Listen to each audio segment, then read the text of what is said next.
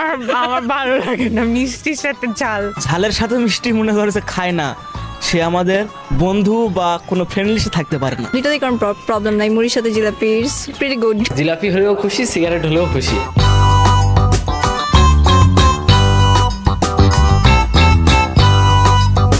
আপনার মুড়িতে কি জিলাপি আছে? সামাজিক যোগাযোগ মাধ্যমে এমন নানা বিতর্ক উঠে আসছে। আসলে আপনি কি এটার পক্ষে নাকি বিপক্ষে? চলুন জানা যাক।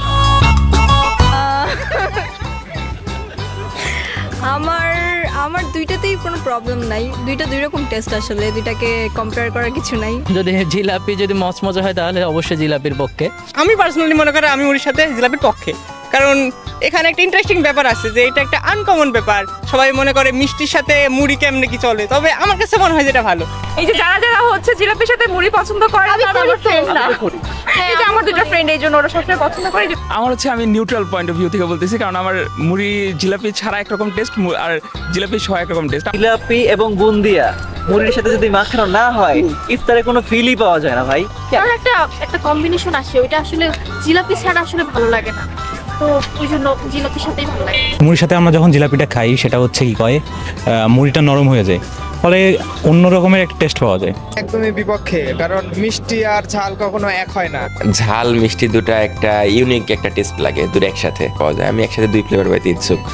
আসলে আমি এই ব্যাপারে নিজের সিদ্ধান্তকে প্রাধান্য দিচ্ছি না, এই ব্যাপারে আমাদের শ্রদ্ধেয় তানভীর হোসেন হৃদয় স্যার যেটা মতামত দিবেন ওটাই আমরা অ্যাকসেপ্ট করব। কারণ এটা সারাদিন রোজা থাকার পর একটু ভালো মন্দ খাওয়ার জন্য মুখরোচক, মিষ্টি জাতীয়, সাথে ঝাল মুড়ি সব মিলে একটা অন্যরকম স্বাদ। আমি আসলে পার্সোনালি বিপক্ষে, কারণ ঝালের সাথে মিষ্টি খাইলে মানে একটু গ্যাস্ট্রিকের প্রবলেম হয়, সারাদিন রোজা থেকে পেট খালি থাকে। তো মুড়ির সাথে মিষ্টি বরাবরই আমার অপছন্দের, এটা যার যার টেস্টের ব্যাপার।